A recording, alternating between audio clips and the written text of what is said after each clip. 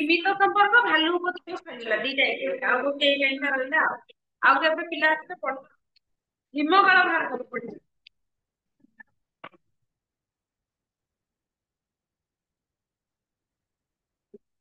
ଏଇ ବହି ଭାଙ୍ଗିଯିବ କି ଏମିତି ଯେମିତି ଫୁଟ ଫୁଟ ହେଇଯାଇଛି ସେମିତି ହେଇଯିବ ଭାଲୁ ଜମା ସେମିତି କରନି।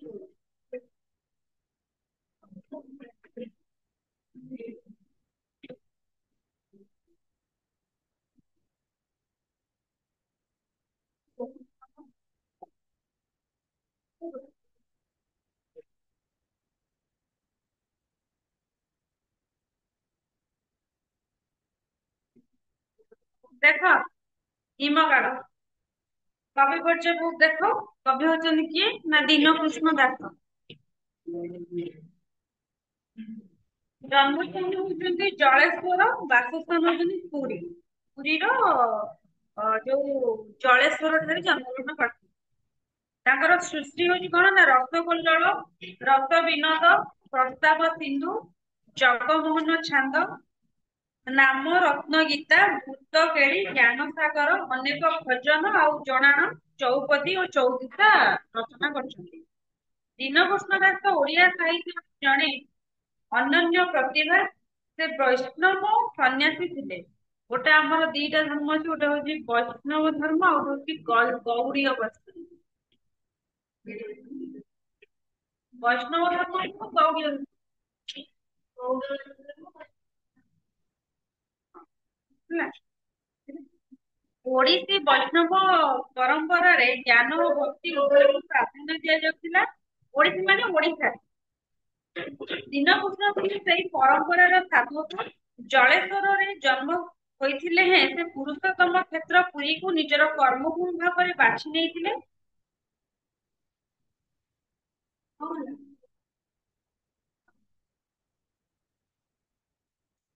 ଜଗନ୍ନାଥଙ୍କ ଦର୍ଶନ କରି ସେ କୃତକୃତ୍ୟ ହେଉଥିଲେ। ଆପଣାର ଶ୍ରେଷ୍ଠ ରଚନା ରସଗୋଲକୁ ସେ ତାଙ୍କର ପ୍ରେରଣାର ରଚନା ବୋଲି ଯୋଉ ରଚନା କରିଥିଲେ ମାନେ କଣ ନା ଏଇ ଯୋଉ ରସଗୋଲଟା ହଉଛି କଣ କେବଳ ଯୋଉ ଜଗନ୍ନାଥ ବା ଶ୍ରୀକୃଷ୍ଣ ଆଉ ରାଧାଙ୍କର ରାସଟାକୁ ବର୍ଣ୍ଣନା କରାଯାଇଛି ହେଲା। ସେ ସବୁବେଳେ କଣ ନା ଜଗନ୍ନାଥଙ୍କ ପାଖରେ ବା ଶ୍ରୀକ୍ଷେତ୍ରରେ ରହୁ ହେଲା। ଏହି ପୁରୀ ରମଣୀ କାଳ ତାଙ୍କର ଗଜପତି ଦିବ୍ୟସିଂହ ଦେବଙ୍କ ସହ ମନାନ୍ତର ହୋଇଥିଲା ଏବଂ ଏବଂ ସେ ପୁରୀରୁ ବିତାଡିତ ହୋଇଥିଲେ। କିଏ ନା ପୁରୀର ରାଜା ଯିଏ ଦିବ୍ୟସିଂହ ଦେବ ଥିଲେ ତାଙ୍କ ସହିତ କଣ ନା ଝଗଡା ହେଇଥିଲା ବୋଲି ସେ ସେଥିପାଇଁ ତାଙ୍କୁ ପୁରୀ ମନ୍ଦିରରୁ ବାହାର କରିଥିଲେ କାହାକୁ ନା ଦୀନକୃଷ୍ଣ। ପରେ ଅବଶ୍ୟ ରାଜାଙ୍କ ଦୟାରୁ ପୁରୀ ଫେରି ଆସିଥିଲେ ଏବଂ ଆପଣର ଶେଷ ଜୀବନକୁ ପୁରୀରେ କାଟିଥିଲେ। କେତେଟା ବାଜିଲାଣି ସବୁ ଆସୁଛ? 5:15 ହେଲାଣି। 5ଟାରେ କ୍ଲାସ୍ 15 ମିନିଟ୍ ଲେଟରେ ଆସ।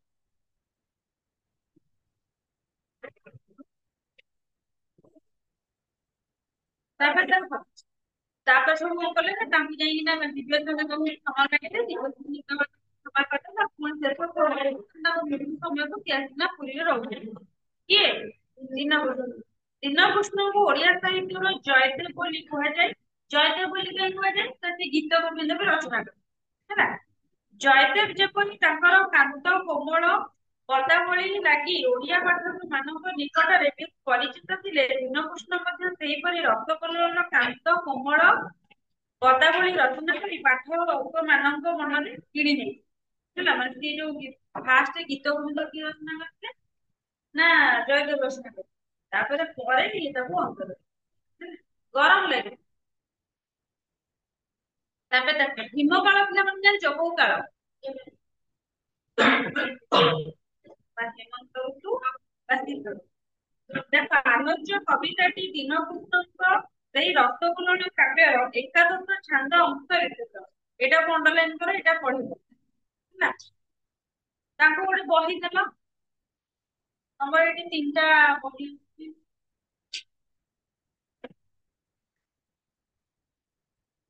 ଗୋପରେ ଗୋବିନ୍ଦ କୋଉଠୁ ଆସିଛି ନା ରସଗୋଲର କାବ୍ୟର ଏକାଦଶ। ଗୋପରେ ଗୋପୀଙ୍କର ପ୍ରଚଳିତର ବର୍ଣ୍ଣନା କ୍ରମରେ ଷଢ଼ ଋତୁଙ୍କର ଗୋଟିକ ପରେ ଗୋଟିକର ଆଗମନ ହୋଇଛି। ଆମର ଯୋଉ କେତେଟା ଋତୁ ଅଛି ପିଲାମାନେ?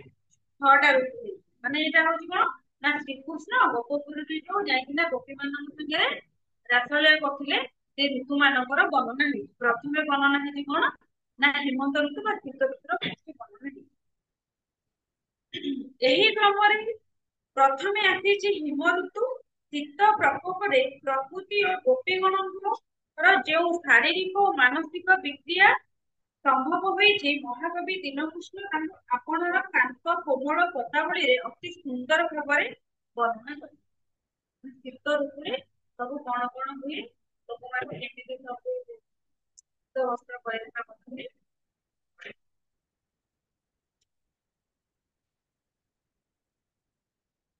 ବୁଝିଲେ? ପୂର୍ବ କ୍ଲାସ କାଇଁ ଆସିନ?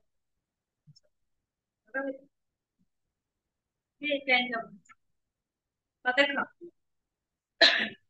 କନେ ଶୁଣ ସୃଜନେ କୃଷ୍ଣ କଥା। ଆଉ ଯୋଉ ଭାଇ କେତେ ଲେଟ୍ ହବ ମୁଁ ସେଇ କଥା ପଚାରୁଛି କାହିଁ ଲେଟ୍ ରେ ଆଇଲ? ନା ଲେଟ୍ ହେଇଗଲା। ମୁଁ ଜାଣିକି ଲେଟ୍ ଥିଲା। ସେଇ ତ ଗୋଟେ ଆଉ ପୂର୍ବରୁ ଆସିଥିଲେ ସାଢେ 6 କହିଲା। ବେଳାବେଳି ଆସିବ ପୁରା ରାଇଟ୍ ଟାଇମକୁ ଆସିବ ଆଉ। ଦେଖ, ବନେ ଶୁଣ ସୃଜନେ କୃଷ୍ଣ କଥା, କାଳେ ନ ପାଅ ଦଣ୍ଡ ଧର ବେଶ। ହେଲା, ଏଠି ଏଇ ପଦରେ କଷ୍ଟ ହଉଛି ଦଣ୍ଡ ଧର ହଉଛି ଜନ୍ମ ଦେବତା। ଲେଖୁନ ସବୁ, ତୁ ପଣ୍ଡିତ ନା କଣ? ମୁଁ ପଢେଇବି ଯେତିକି ତାପରେ ପଚାରିବି। ପେନସିଲ କି ପେନ ଲେଖ, କଷ୍ଟ ନ ଲେଖିଲେ କବିତା କେମିତି ବୁଝିବ?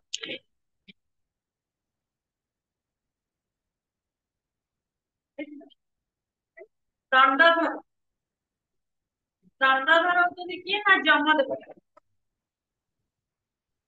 ଦୀନକୃଷ୍ଣ ଦାସ କହୁଛନ୍ତି କି କନେ ଶୁଣ ସୃଜନେ, ସୃଜନେ ମାନେ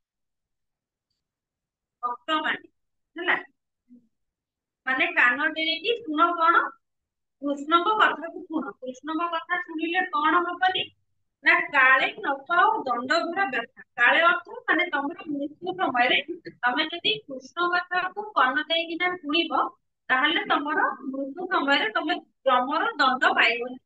ହେଲା, ବ୍ୟଥା ଅର୍ଥ କଣ? କଷ୍ଟ। ହେଲା, କ୍ରୀଡ଼ା କରନ୍ତେ ଗୋପେ ପୀତବାସ କ୍ରମେ ହିମ ଋତୁ ହୁଏ ପ୍ରବେଶ। କ୍ରୀଡ଼ା କରନ୍ତି କିଏ? ପୀତବାସ। କିଏ? ଶ୍ରୀକୃଷ୍ଣ। ପୀତବାସ କାହିଁ କୁହାଯାଇଛି? କାହିଁ? ସେ ପୀତ ରଙ୍ଗର ମାନେ ପାଟ ବସ୍ତ୍ର ପିନ୍ଧୁଛି ବୋଲି ତାଙ୍କୁ କୁହାଯାଏ ପୀତବାସ।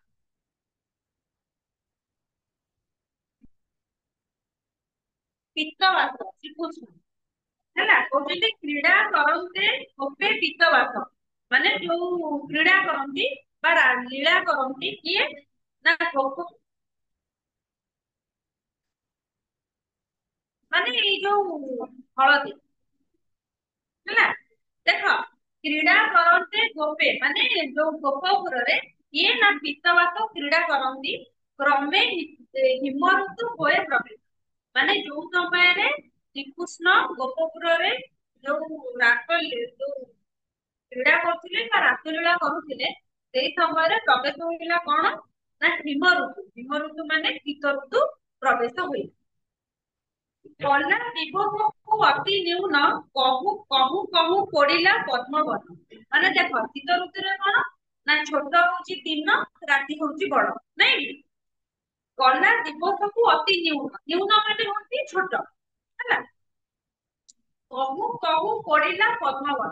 ଯେତେବେଳେ ଯେତେବେଳେ ଦେଖ ଖରା ଦିନେ ବି ପଦ୍ମ ଫୁଲ ଟା ବହୁତ ସୁନ୍ଦର ଫୁଟେ, ତାପରେ ତା ଠାରୁ ବେଶୀ ଫୁଟେ କୋଉଦିନ ନା ବର୍ଷା ଦିନେ ବି ଆହୁରି ଭଲ ଫୁଟେ।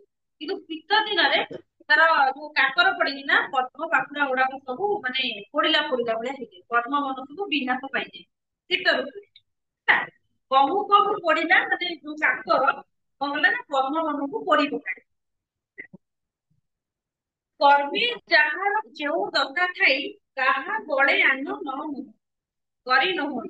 କର୍ମୀ ଯାହାର ସେ କହୁଛନ୍ତି କି ଯାହା ଭାଗ୍ୟରେ ବା ଯାହା କର୍ମରେ ଯାହା ଭୋଗିବାକୁ ଥିବ ସେ ନିହାତି ଭୋଗିବ। ଆଉ କଣ ନା କାହା ବଳେ ଆନ ନ କରି ନ ହୋଇ, ମାନେ କେହି ଚାହିଁଲେ ବି ତାକୁ ଆନ କରିପାରିବେନି ବା ଅନ୍ୟ କରିପାରିବେ ନାହିଁ। ଯାହା ଭାଗ୍ୟରେ ଯାହା ଘଟିବାର ଥିବ ସେଇଟା ହିଁ ହବ। ତାପରେ ଦେଖ, ପୁଷ କେତୁ ଆସନ ଶ୍ରୀନିବାସ କୃଷ୍ଣ କରେ ଥାଇ ନାଥ ଦିବେ। ସେ କଣ କହୁଛନ୍ତି ନା ଏଠି ପଦ୍ମ ଫୁଲ ଉଦାହରଣ ବି କହିଛନ୍ତି କି ପଦ୍ମ ଫୁଲ ଦେବତା ମାନଙ୍କର କୋଉ ଦେବତାଙ୍କର ଅତି ପ୍ରିୟ? ପୁଷ କେତୁ। ପୁଷ କେତୁ ହଉଛନ୍ତି କିଏ? ନା ବ୍ରହ୍ମା। ହେଲା, ଦେଖ ପୁଷ କେତୁ ହଉଛି ବ୍ରହ୍ମା, ମାନେ ଯୋଉ ବ୍ରହ୍ମା ବସନ୍ତି କୋଉଠି ନା ପଦ୍ମ ଫୁଲ ଉପରେ ବାସ କରନ୍ତି। ଆଉ କଣ, ଆଁ? ସରସ୍ୱତୀ ଦେଇ ମାନେ ଦେଇଛନ୍ତି ଚାରି ପାଞ୍ଚ ପାଠ, ମୁଁ ତମକୁ ଦେଇହବନି ନା, ଚାରି ପାଞ୍ଚ ଜଣ ଦେବତାଙ୍କ ଉଦାହରଣ ଦେଇଛି। ଆଉ କିଏ ନା ଶ୍ରୀ ନିବାସ। ଶ୍ରୀ ହଉଛନ୍ତି କିଏ ନା ଲକ୍ଷ୍ମୀ। ଲକ୍ଷ୍ମୀଙ୍କର ବାସସ୍ଥାନ କିଏ ନା ପଦ୍ମ। ହେଲା, ମାନେ କୋଉ କୋଉ ଦେବତା ପଦ୍ମ ଫୁଲ, ପଦ୍ମ ଫୁଲ ଅତି ପ୍ରିୟ ସେଇ ଦେବତାଙ୍କର ଉଦାହରଣ ଦେଇଛି। କୃଷ୍ଣ କରେ ଥାଇ ନାଥ ଦିନ। ସେ କହୁଛନ୍ତି କୃଷ୍ଣ କରେ, ଶ୍ରୀକୃଷ୍ଣଙ୍କ ଭିତରେ ପଦ୍ମ ଫୁଲ ଥାଏ ନାଇଁ କି? ଆଉ କଣ ନା ଥାଇ ନାଥ ଦିନ। ନାଥ ଦିନ ମାନେ ସୂର୍ଯ୍ୟ ହଉଛନ୍ତି ଆମର କୁହାଯାଏ କି ସୂର୍ଯ୍ୟ ହଉଛନ୍ତି ସ୍ଵାମୀ, ଆଉ ଇଏ ନା ଯୋଉ ପଦ୍ମ ଫୁଲ ହଉଛି ତାଙ୍କର ସ୍ତ୍ରୀ। ହେଲା,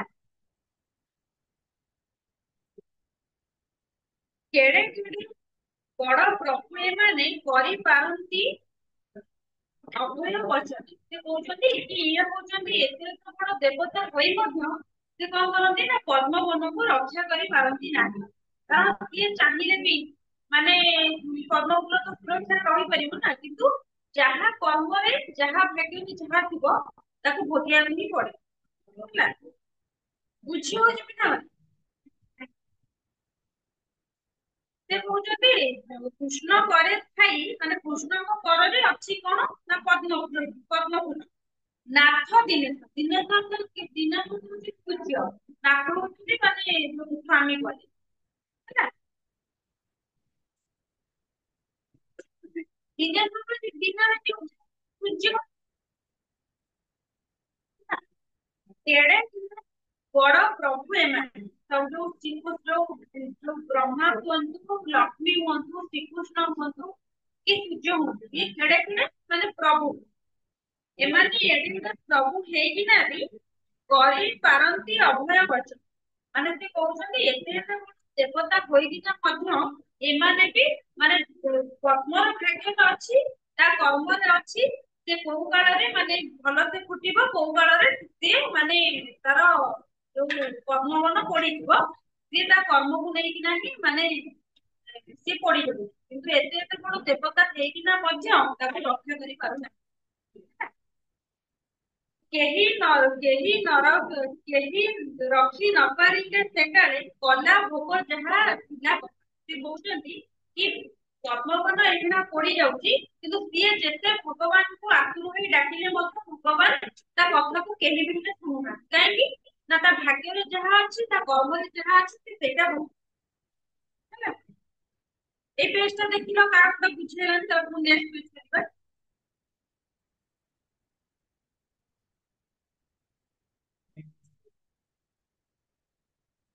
କଲା ଦିବସକୁ ଅତି ନ୍ୟୁନ, ଏଇଟା କି ହଁ କହୁଛି ସେଟା। କଲା ଦିବସକୁ ମାନେ ଶୀତ ଋତୁରେ ଯୋଉ ଦିନଟା ହଉଛି ଛୋଟ, ଦିନ ହଉଛି ଛୋଟ। ହେଲା, ଛୋଟ ଦିନ ରାତି ହଉଛି ବଡ, ସେଟା ବୁଝିପାରିଲ? କହୁ କହୁ ପଡିଲା ପଦ୍ମବନ।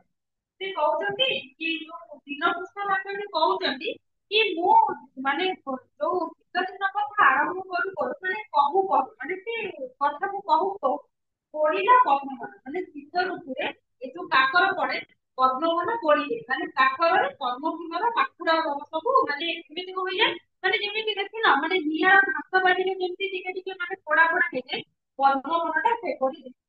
ମାନେ ପଦ୍ମ ଫୁଲ ବି ଶୀତ ଦିନରେ ବହୁତ କମ ଫୁଟେ। ଆଉ ଟଗର ଫୁଲ ହଉ କି ମନ୍ଦାର ଫୁଲ ହଉ ଦେଖିବ ଶୀତ ବହୁତ ଶୀତ ହେଲେ ସେ ଫୁଟିବନି, ମାନେ କଢ ଫୁଟେନି। କିନ୍ତୁ କୋଉ ଫୁଲ ଫୁଟେ?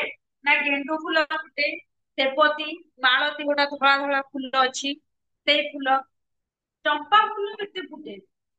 ଆଉ ବର୍ଷା ଦିନେ ତ ପଦ୍ମ ଫୁଲ ଫୁଟେ ଆଉ। ମାନେ ଏଇ ମାନେ ଅଳ୍ପ ଫୁଲ ଶୀତ ଦିନରେ ଫୁଟେ, କିନ୍ତୁ ଖରା ଦିନରେ ବହୁତ ଫୁଲ ଫୁଟେ, ସବୁ ଫୁଲ ହେଲା। ମାନେ କଣ?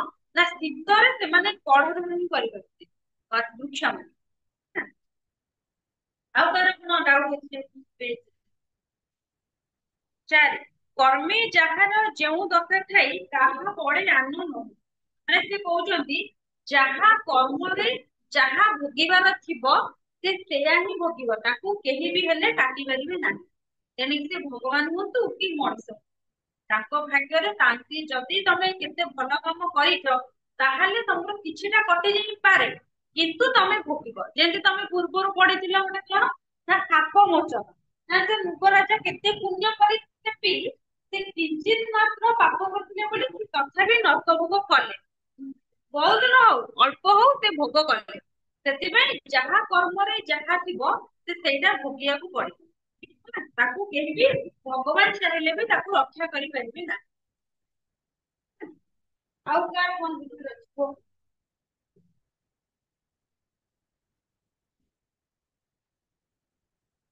ତମେ ଦି ଜଣ ଦି ଭାଇକୁ ଗପୁଛ ଖାଲି।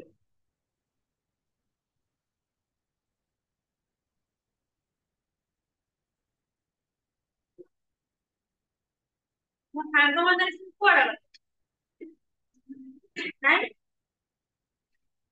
ନାଇଁ, ଏଇ କୋଉ କୋଉ ଆଇଲେଣି। କୁଆଡେ ଯାଇଥିଲ ତଳ? କେତେ ତମର ଟିକେ କାମ ଥିଲା।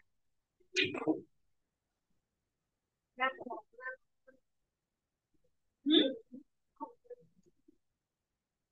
ଅଭୟ ବଚନ ଯାହାର ବଚନରେ କିଛି ଭୟ ନଥାଏ। ମାନେ ସିଏ ହଉଛନ୍ତି କିଏ? ନା ଯୋଉ ଭଗବାନ। ଭଗବାନ ଚାହିଁଥିଲେ ବି ମାନେ ସେ ପର୍ବତକୁ ରକ୍ଷା କରି ପାରିଥାନ୍ତେ, କିନ୍ତୁ ତାର ଭାଗ୍ୟ ତାର କର୍ମ ନେଇକିନା ମାନେ ସିଏ ପଡିଯାଉ, କିନ୍ତୁ ଭଗବାନ ଏତେ ଏତେ ବଡ ଭଗବାନ ହେଇକିନା ମଧ୍ୟ ତାଙ୍କର ବାସସ୍ଥାନ ହେଇକିନା ମଧ୍ୟ ସେ ତାକୁ ରକ୍ଷା କରିପାରିଲେ ନାହିଁ।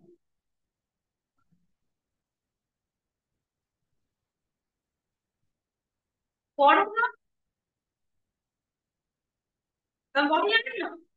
ମଝିରେ ଥିବ ଦି ଜଣ ବହି, ବହି ଆଣିଛନ୍ତି ରଖିଛନ୍ତି ବ୍ୟାଗ, ବହି ବାହାର କର।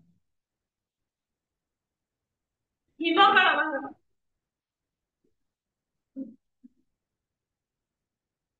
ବୁଝିହେଲା ସବୁ? ତମେ ଦି ଜଣ ବୁଝିପାରିଲ? ତମେ ଦି ଜଣ ବୁଝିପାରିଲ? ଆଉ ତମର କିଛି ସବୁ ବୁଝି ହେଲା? ନେକ୍ସଟ ପେଜ କୁ ଯିବା।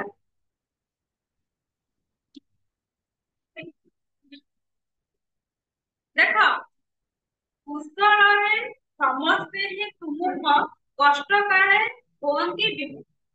ସେ କହୁଛନ୍ତି କଣ?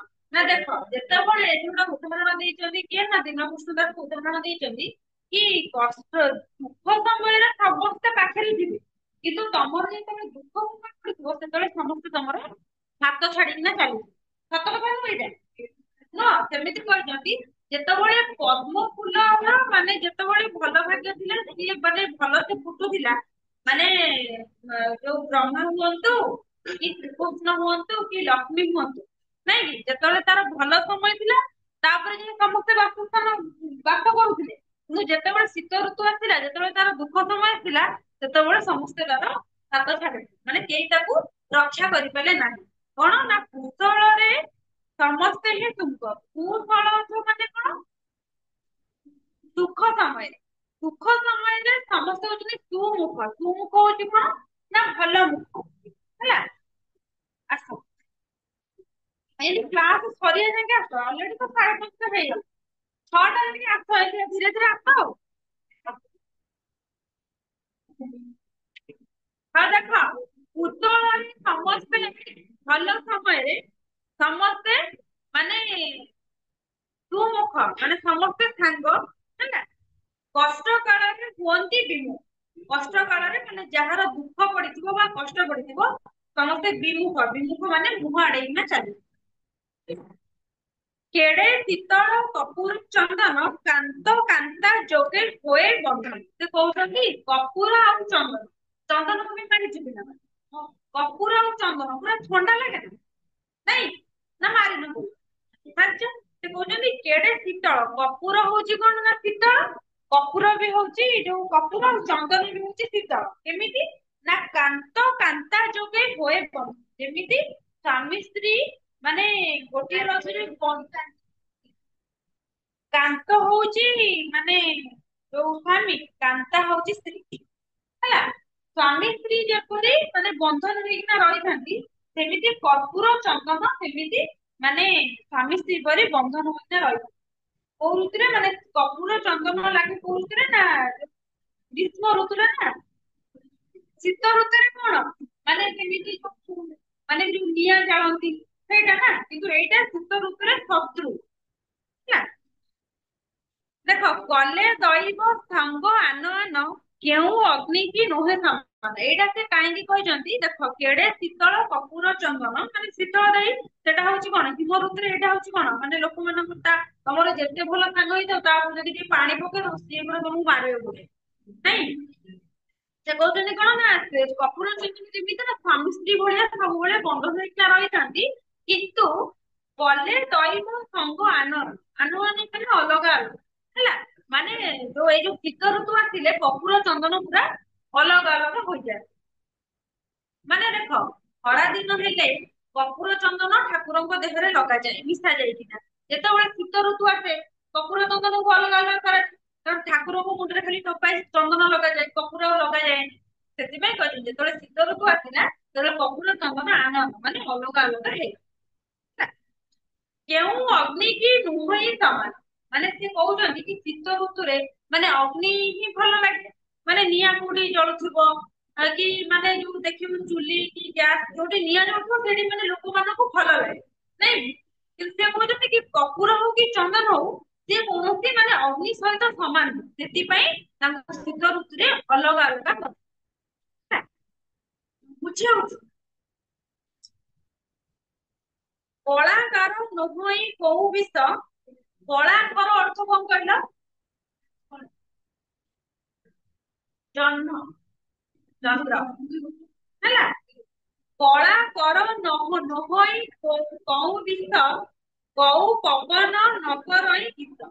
ସେ କହୁଛନ୍ତି ଦୀନକୃଷ୍ଣ ଦାସ କହୁଛନ୍ତି କି କଣ ନା ଯୋଉ ଖରା ଦିନେ ଚନ୍ଦ୍ର କିରଣ ଟା କାରଣ ସୂର୍ଯ୍ୟ ହଉଛନ୍ତି କଣ ଗରମ ଦାୟୀ ହେଲା, ମାନେ ସୂର୍ଯ୍ୟ ସମସ୍ତଙ୍କୁ ଜାଳି ଦେବେ କିନ୍ତୁ ଚନ୍ଦ୍ର କଣ କରିବେ ସମସ୍ତଙ୍କୁ ଶୀତଳ ଦେବେ ତାଙ୍କ କିରଣ। ସେ କହୁଛନ୍ତି ଯେତେବେଳେ ମାନେ ଖରା ଦିନେ ଶୀତଳ ଦିଅନ୍ତି କିନ୍ତୁ ସେଇ କିରଣ ଟା ଶୀତ ଦିନେ ବିଷ ହେଇଯାଏ ଲୋକ, ମାନେ ଲୋକମାନେ ବାହାରକୁ ବାହାରନ୍ତିନି କି ଚନ୍ଦ୍ରଙ୍କର କିରଣ ଟା ତାଙ୍କର ଶୀତ ଦିନେ କିଛି ଆବଶ୍ୟକ ନଥାଏ ହେଲା। ଆଉ କଣ ନା କୋଉ ପବନ ନକରେ ଗୀତ, ମାନେ ଶୀତ ଦିନରେ ପବନର କିଛି ଆବଶ୍ୟକତା ପଡେ ନା। ଖରା ଦିନରେ ମାନେ ଯୋଉ ରାତି ହେଇଗଲେ ମାନେ ଯେତେବେଳେ ଜହ୍ନ ଯେତେବେଳେ ତାଙ୍କ ଶୀତଳ କିରଣ ଟା ପଡିଥିବ ସେତେବେଳେ ହାଲକା ହାଲକା ପବନ ହଉଥିବ କେତେ ସୁନ୍ଦର ଲାଗେ। ସେ କହୁଛନ୍ତି କି ଶୀତ ଦିନରେ ଚନ୍ଦ୍ର କିରଣର କିଛି ଆବଶ୍ୟକତା ନାହିଁ ବା ସେ ଶୀତଳ ପବନର ବି କିଛି ଆବଶ୍ୟକତା ନାହିଁ। କଣ ହଁ ସବୁ ଅଲ୍ଟରନେଟ ହବ ନା। ତାପରେ ଦେଖ କିଛି ପ୍ରୀତି ଅଛି ପୟ ଫଳରେ, ପୟ ଗୋଟେ ହଉଛି କ୍ଷୀର ଆଉ ଗୋଟେ ହଉଛି କ୍ଷୀର ନୀର, ନୀର ଅର୍ଥ ଜାଣିଛ? ନୀର ଅର୍ଥ ହଉଛି ପାଣି। ପୟ ପୟରେ ଗୋଟେ ପୟ ହଉଛି କ୍ଷୀର ଆଉ ଗୋଟେ ପୟ ପାଦ ଅଛି, ପୟ ଅର୍ଥ ହଉଛି ଯୋଉ କ୍ଷୀର ଆଉ ଗୋଟେ ପୟର ଅର୍ଥ ହଉଛି ନୀର, ନୀର ଅର୍ଥ ହଉଛି ପାଣି। କିଛି ପ୍ରୀତି ଅଛି ପୟ ଫଳରେ, ପରେ ପ୍ରାଣ ମିତ୍ର ଥାଏ। ସେ କହୁଛନ୍ତି କଣ ନା ଏଇଟା ବୁଝ କ୍ଷୀର ନୀର ସମ୍ପର୍କ, କ୍ଷୀର ନୀର ସମ୍ପର୍କ ତୁମ କଣ ହବ ମାନେ ଅତି ନିବିଡ଼, ମାନେ କ୍ଷୀର ସାଙ୍ଗରେ ପାଣି ଯେମିତି ମାନେ ଅତି ମିତ୍ରତା, ମାନେ କ୍ଷୀରରେ ତମେ ଯେତେ ପାଣି ମିଶେଇଲେ ବି ମାନେ ଯେମିତି ଜଣା ପଡେ କାରଣ ସେ ମିତ୍ର ସାଙ୍ଗରେ ସେ ପୁରା ମିଶିଯାଏ, ମାନେ କ୍ଷୀର ସାଙ୍ଗରେ ମାନେ ପାଣି ଟା ଯେମିତି ମିଶିଯାଏ ସେପରି ସେ କହୁଛନ୍ତି କି ଏପରି ସାଙ୍ଗ ଥାଏ କି କ୍ଷୀର ନୀର ସମ୍ପର୍କ ମାନେ ଆଉ ଯେତେବେଳେ ଆମେ ଯେତେବେଳେ ମାନେ ଯେତେ ପାଣି ଦେଇଥାଉ ମାନେ କ୍ଷୀରରେ ଯେତେବେଳେ ଆମେ ଚୁଲିରେ ବସେଇଥାଉ ସେତେବେଳେ ଫୁଟେ କଣ କ୍ଷୀରରୁ ପାଣି ଟା ମରିଯାଏ ନା ନାହିଁ? ସେଥିପାଇଁ ସେ କୁହାଯାଇଛି କି ମିତ୍ର ସାଙ୍ଗରେ ସେ ପ୍ରାଣ ତ୍ୟାଗ କରେ ମାନେ ଏ ଦୁନିଆରେ ଏମିତି ସାଙ୍ଗ ବି ଅଛନ୍ତି ଯିଏକି ସାଙ୍ଗ ସହିତ ବା ମିତ୍ର ପାଇଁ ପ୍ରାଣ ତ୍ୟାଗ କରେ ବୁଝିପାରିଲେ। ତାପରେ ଦେଖ କେତେ କହିବି ଏଥର ଚରିତ କହି ବସିଲେ ହୋଇବ ବହୁତ ମାନେ ସେ କହିଛନ୍ତି ଏଇ ଯୋଉ ଶୀତ ଦିନ ବିଷୟରେ ମୁଁ କେତେ କହିବି କହିଲେ ସେ କଣ ନା ବହୁତ ବିଷୟ ହବ ହେଲା। ଏଇ ପାଞ୍ଚଟା କହିଲ ତାର doubt ଥିଲା। କେତେଟା ପଦ ଅଛି 35ଟା ଅଛି ଆଜି ଏ ପେଜ ପଢିବ ଆଉ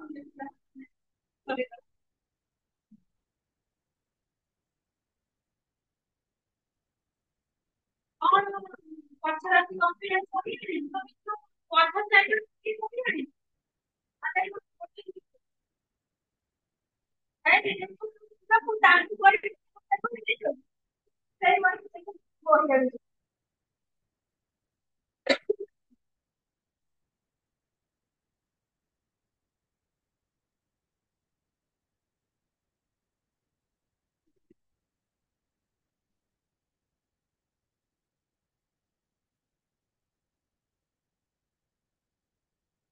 ଦେଖ କୋଉଟା ବୁଝେଇଲା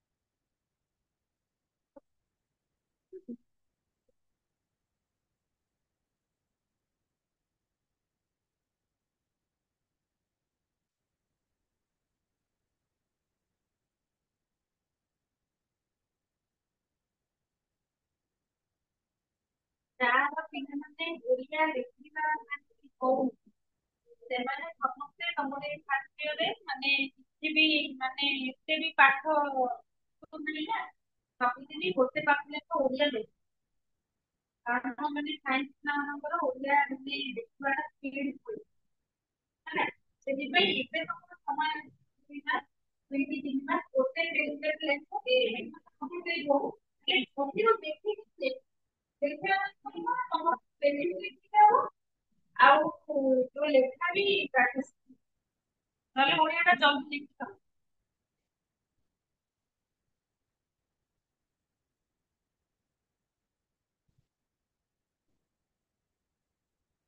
ଯେତେ ହଁ, ଯେତେ ପାରିବ ଲେଖି କାରଣ ଓଡିଆ ସେମିତି ସୀମିତ ନାହିଁ କି ମାନେ ମ୍ୟାଥ ପିଲା ତମେ ଏତିକି ପଢ ତମେ ଯେତେ ଲେଖିବ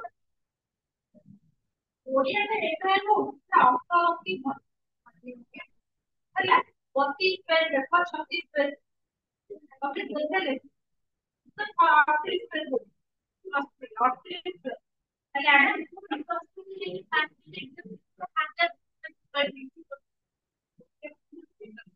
କିନ୍ତୁ ପିଲାମାନେ ସବୁ ଖୁସି କରିବି ହେଲା ମାନେ ଆଜି ପେଜ ନମ୍ବର କରିବ ହେଲା ଆଗେ ପେଜ ହାତ ଦେବେ ମାନେ ଯୋଉ ଆନ୍ସର ଥିଟା ଆଗେ ତମର କଣ ଆଗେ କୋଶ୍ଚିନ୍ ଆନ୍ସର ଦଉଛନ୍ତି ଆନ୍ସର ଦଉଛନ୍ତି ସର୍ଟ କୋଶ୍ଚିନ୍ ଆଗେ କରିଦବ ତାପରେ ଲଙ୍ଗ କୋଶ୍ଚିନ୍ ପାଇଁ ଯୋଉ ପେଜ ନମ୍ବରିଂ କରିବ ମୋର ଏତିକି ପେଜ ଅଛି ମୁଁ ଗୋଟେ ଲଙ୍ଗ କୋଶ୍ଚିନ୍ ମୁଁ ଏତିକି ସମୟ ଭିତରେ ଲେଖିବି ତାପରେ ଟାଇମ ମ୍ୟାନେଜମେଣ୍ଟ ହଉଛି ମାନେ ପୁରା ମୋଷ୍ଟ ନାଇଁ ଗୋଟେ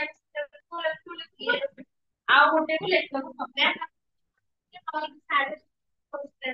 ଆଉ ଠିକ ଅଛି ଆମ କାମ କଣ ନା ଗଛ ନାମଟା ଗଲେ ଦୈବ ସଙ୍ଗ ଆନହୀନ କହୁ ଅଗ୍ନିକି ମହୁଇ ସମାନ ସେ କହୁଛନ୍ତି କଣ ନା ଏଇ ଯୋଉ କପୁରୀ ସଙ୍ଗ ଗଲେ ଦୈବ କିଏ ନା ଭଗବାନ ଦୈବ ହଉଛି ଭଗବାନ ଗଲେ ଦୈବ ସଙ୍ଗ ଆନନ୍ଦ ମାନେ କପୁର ଚନ୍ଦନ ଦି ଜଣ ମାନେ ସାଙ୍ଗ ହେଇକିନା ରୁହନ୍ତି ମାନେ ଯୋଉ ଖରାଦିନେ ଯେତେବେଳେ ଶୀତ ଋତୁ ଆସିଲା କପୁର ଚନ୍ଦନକୁ ଆଣ ମାନେ ଅଲଗା ଅଲଗା କରୁ କିଏ ନା ଦେବ କଣ ନା କୋଉ ଅଗ୍ନି କି ମହୁରି ସମ ନା ସେ କହୁଛନ୍ତି କପୁର ଚନ୍ଦନ ଯୋଉ ଶୀତ ଋତୁରେ ଆମେ କଣ ଅଗ୍ନି ପାଇଲେ କଣ ଆମକୁ ଟିକେ ଉଷୁମ ଲାଗେ ମାନେ ଭଲ ଲାଗେ ନାଇଁ ସେ କହୁଛନ୍ତି କି କପୁର ହଉ କି ଚନ୍ଦନ ହଉ ସେ ଅଗ୍ନି ସେ ଥଣ୍ଡା ସେ ଥଣ୍ଡା ହେଇଥିଲା ଅଗ୍ନି ହଉଛନ୍ତି କଣ ସେ ଉତ୍ତାପ ସେ ହଉଛନ୍ତି କଣ ଗରମ ଜାଗା ତେଣୁକରି ସିଏ ଅଗ୍ନି ସହିତ ସମାନ ନୁହଁ ତେଣୁକରି ଭଗବାନ ତାଙ୍କୁ ଅଲଗା ଅଲଗା ଶୀତ ଋତୁ ଯେମିତି ଆସିବ ହେଲା ଆଉ ଟିକେ ପଢ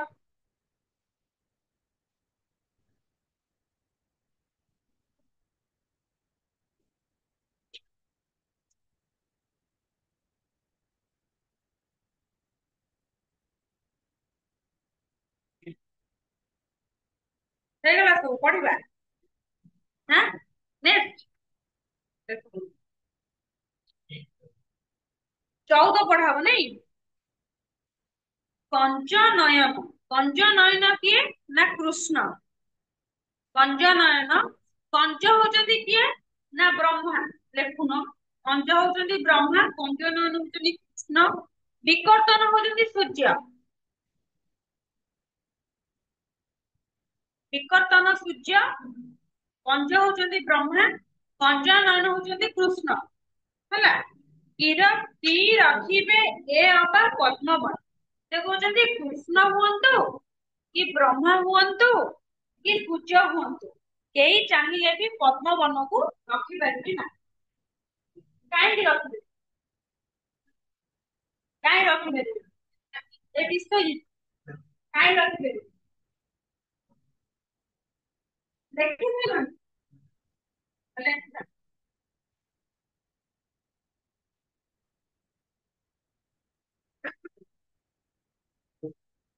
ବିକର୍ତ୍ତନ ହଉଛି ସୂର୍ଯ୍ୟ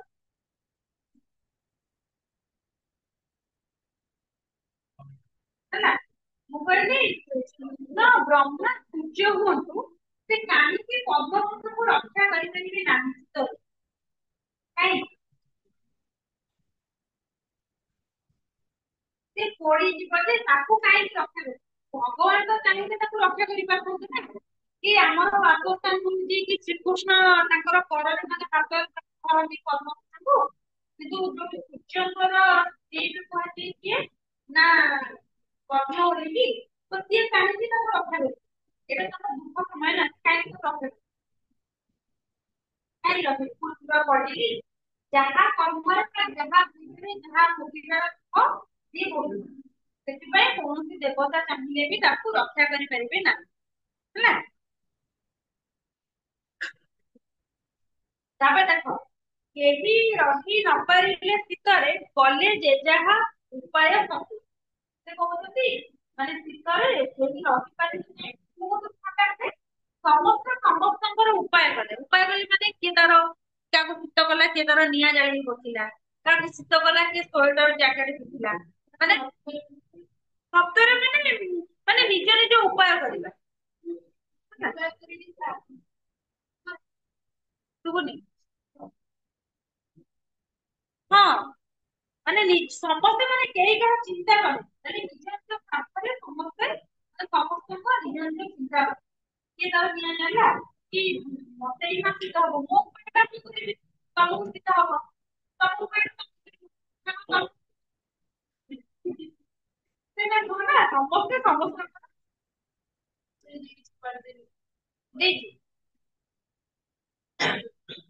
ମାନେ ଯେତେବେଳେ ଶୀତ ଋତୁ ଆସିଲା ସମସ୍ତେ ନିଜ ନିଜର ସେଇଟା ଉପାୟ ଚିନ୍ତା କଲେ ଆଉ କେମିତି ରହିବେ ଆଉ ଦେଇଛି ୱାର୍ଡ ପ୍ରପର ଦେଇଛି ନା ମୁଁ ମତେ ଆଗକୁ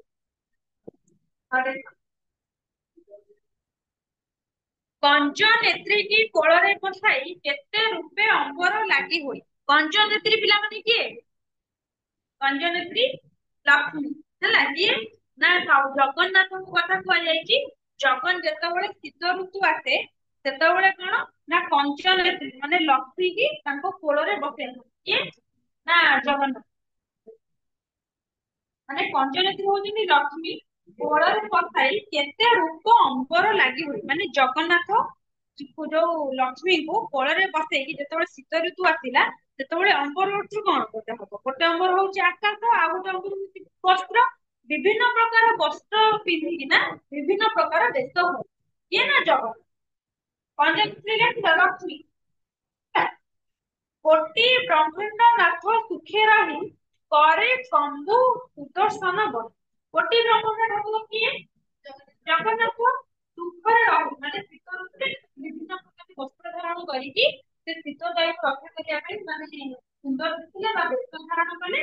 ଆଉ କଣ ନା ସୁଖରେ ରହିଲେ। କର ଅର୍ଥ ହଉଛି ହାତରେ।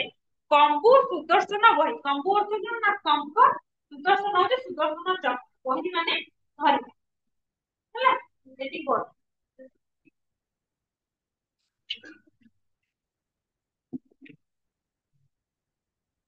ସୁଦର୍ଶନ ଚକ୍ର ଦେଖିନ?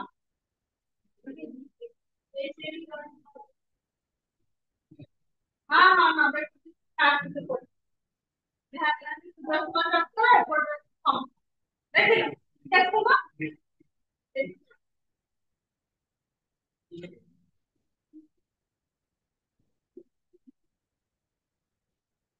देखो अभी पे चार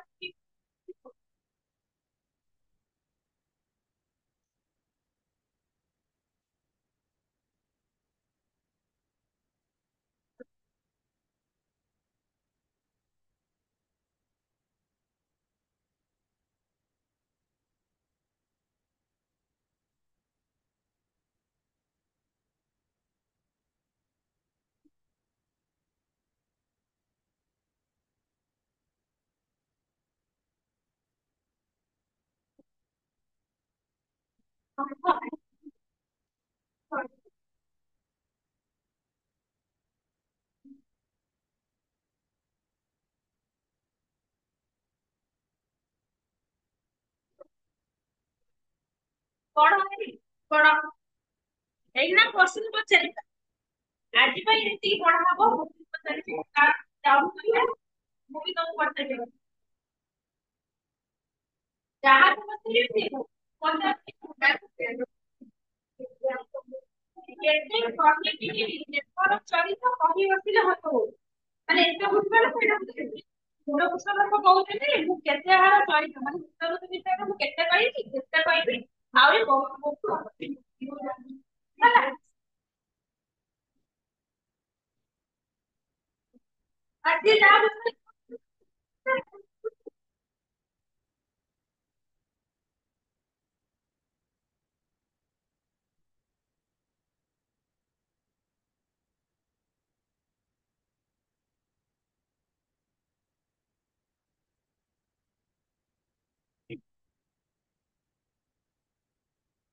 ଏଗାର ନମ୍ବର କଳା କର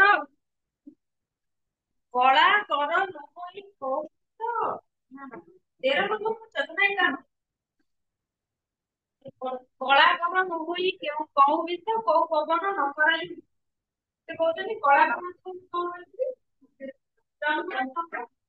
କହୁଛନ୍ତି ଚନ୍ଦ୍ର କିରଣଟା କିପରି ଲାଗିବ ନା ଗୀତ ଆଉ କୋଉ ପବନ ନ କରାଇ ମାନେ ଯୋଉ କଣ ତ ଶୀତ ଋତୁରେ ପବନ ମାନଙ୍କର କୌଣସି ଆବଶ୍ୟକତା ନଥାଏ କି ଚନ୍ଦ୍ର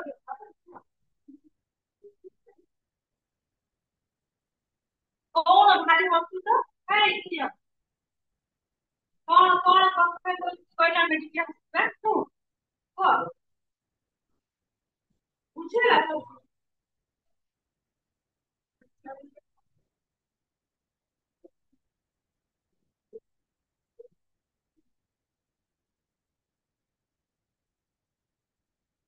ମାନେ ଯେତେବେଳେ ଆସିଲା ସେତେବେଳେ କେହି କାହା କଥା ନ ଭାବିକି ସମସ୍ତେ ନିଜ ନିଜ ଉପାୟ ଶୀଘ୍ର ଚିନ୍ତା ଏଇ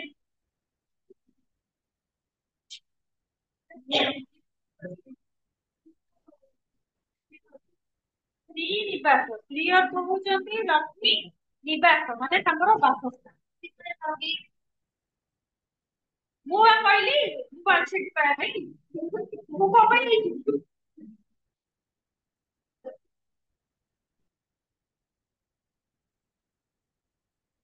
କଣ ଏତେ ପଢା ପଢି ପଢି ପଢି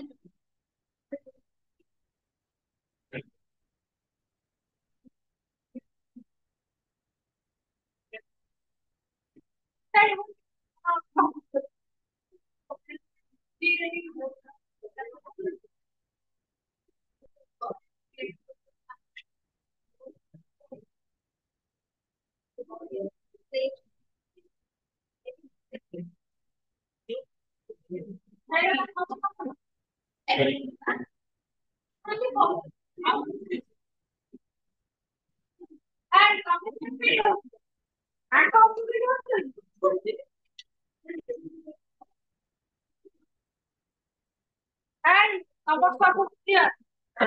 ଆଉ ଏଇ ଜନ୍ମଦିନ କେମିତି ଖାତା ଆଣିଛନ୍ତି? ବସି ପଚାରିବି ହେଇନା ପଚାରିବି ପଚାରିଲେ ଆସିବ ତ? ନ ଆସିଲେ କାଲି ଆସିବ। ଆଉ ମୁଁ ଦେଖ ମୁଁ ଗୋଟି ଗୋଟି କରି ପଢିବି ନା ନାଇଁ ସବୁ ମୁଁ ତାର ପାଞ୍ଚଟା ହିଁ ପଢିକି ପଚାରିବି ବୁଝି ପାଇଲେ ନ ବୁଝି ପାଇଲେ ମୁଁ ତମକୁ ବୁଝିଲି ତମର ବୁଝେଇବ ମୁଁ କେମିତି ଜାଣିବି?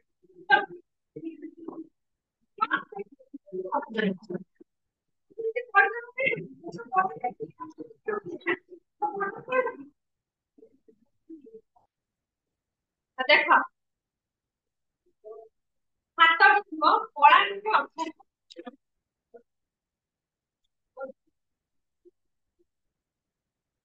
ତମେ କୁହ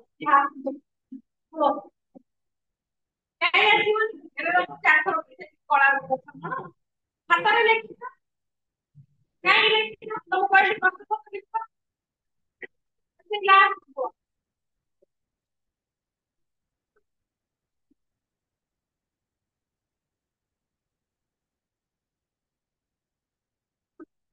କଞ୍ଜ ନୟନ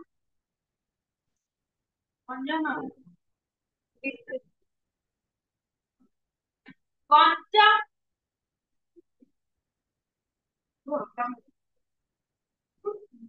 ବିକର୍ତ୍ତନ ଆଉ ତାଙ୍କ ଦି ନମ୍ବର ତମେ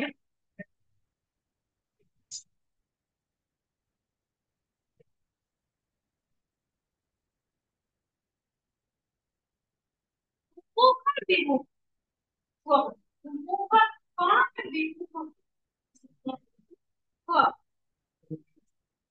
ହଁ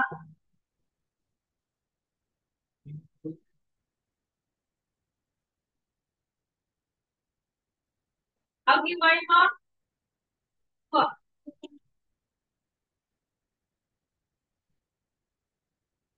ମାନେ ଶୁଭ ସମୟରେ ମାନେ ସମସ୍ତେ ଥାଆନ୍ତି କୁହ ମଳାରେ ନିଉ ନା କୁହ ନିଉ କୁହ ନିଉ ନା ଛୋଟ ଦଣ୍ଡ କୁହ ଦଣ୍ଡ ପୁସ୍ତ କେତୁ ପୁସ୍ତ କେତୁ କୁହ ତମେ ଶ୍ରୀନିବାସ କୁହ ଲକ୍ଷ୍ମୀଙ୍କର ଲକ୍ଷ୍ମୀଙ୍କର ବାସସ୍ଥାନ ବାସ ବିବାହ ସୁବାସ ଦିନେଶ ତମ ଫ୍ୟାମିଲି ଇଏ କହିବ ତମକୁ ଦିନେ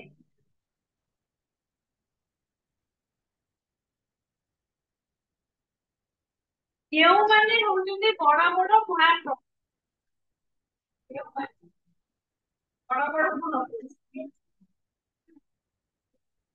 ବ୍ରହ୍ମା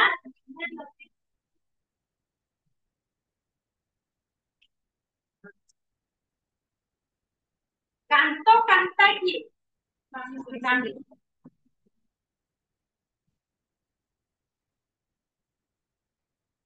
ତାହେଲେ ସବୁ କିଛି ପୟ ପୟ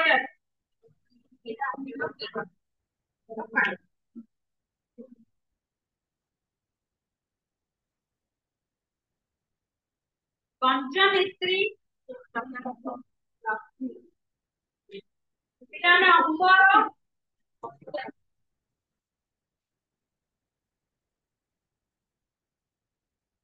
ଥଣ୍ଡା ଲାଗୁଛି ତମେ ଆସିଲ ଯଦି ଟିକେ ଗରମ ଲାଗିଲା ଥଣ୍ଡା ଲାଗୁନି ଜ୍ୟାକେଟ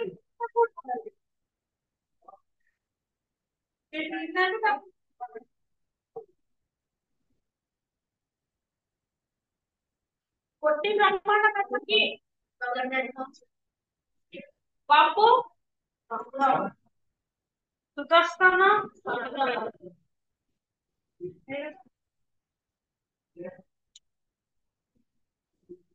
ଆଉ କୁଆଡେ ଯାଇଥିଲେ?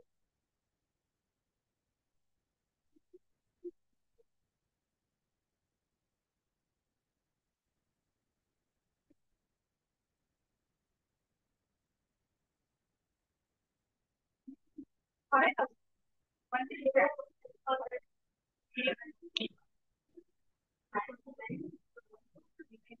ଯେତିକି ବଡ ଗୋଟେ ଟୋଟାଲି ବିଷୟ ଥରେ ତମକୁ ପଚାରି ତମକୁ କିଛି କହିପାରୁନଥିବ ସେଟା କଣ ଭୁଲି ଯାଉଥିବ ଯଦି ଅଳ୍ପ ପଡ ଭଲ ସେ ପଡ କିଛିଟା ପଡ କିଛି ବି ମାନେ ତମର ପରିଶ୍ରମ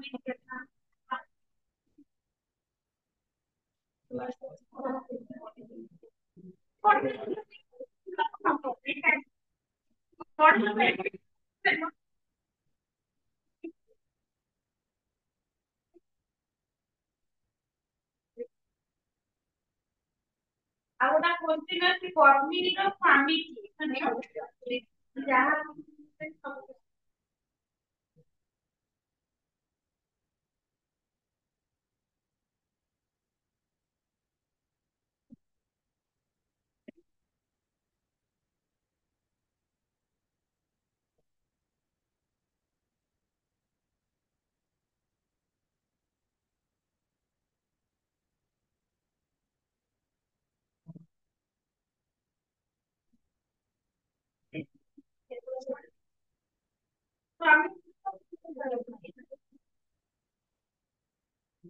ନିରପେକ୍ଷ ଯିଏ ପ୍ରାଣ ତ୍ୟାଗ କରିବ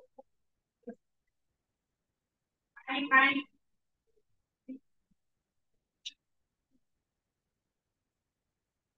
ଆଉ ତାପରେ ଚିତ୍ରକରଣର ଅର୍ଥ ଏଇଟା ସବୁ ପଢା ଏଇଟା ସବୁ ପଢା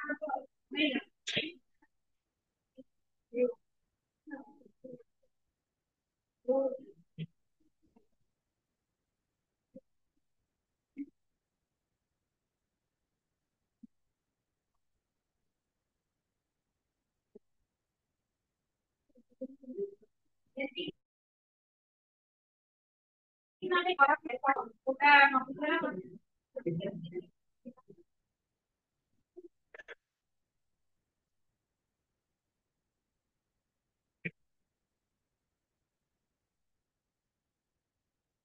ଆମର ଗପ ରହିଲା ଦିଟା କବିତା ରହିଲା ଆଉ ଏଇଟା ଏଇଟା ଗୋଟେ ଆଉ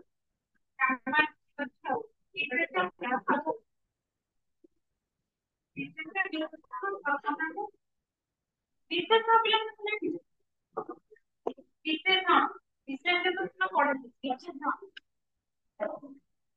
ଆର୍ଚେରି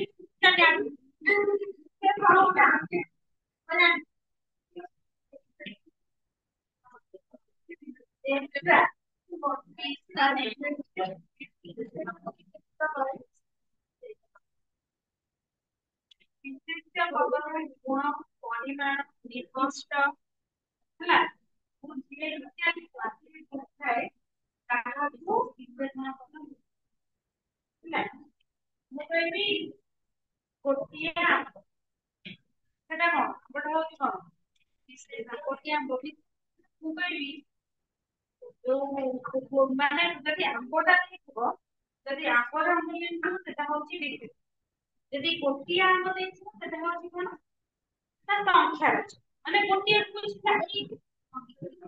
ବିଶେଷ କଣ ଯଦି ଦେଇଥିବ ଗୋଟିଏ ଆମ୍ବ ଗୋଟିଏ ଟୋଟାଲି ଆମ୍ବ ଲାଗିଥିବ ସେଟା ହବ ବିଶେଷ ହେଲା କାରଣ ଗୋଟିଏ ଲାଗିଛି ଯଦି ଥିବ ପୁଳାଏ ଆମ୍ବ ସେଟା ହବ କଣ ନା ପରିମାଣ ମୁଁ କହିବି ପାଚିଆଇ ଆମ୍ବ ତାର ପାଚିଆଇ ଆମ୍ବର କିଛି ପରିମାଣ ଅଛି 10 କିଲୋ ହେଇପାରେ 5 କିଲୋ ହେଇପାରେ 2 3 କିଲୋ ହେଇପାରେ ନାଇଁ ବିଶେଷ କଣ ହବ କିନ୍ତୁ ପରିମାଣ ପରିମାଣ ମାନେ ତାର କିଛି ନିର୍ଦ୍ଦିଷ୍ଟ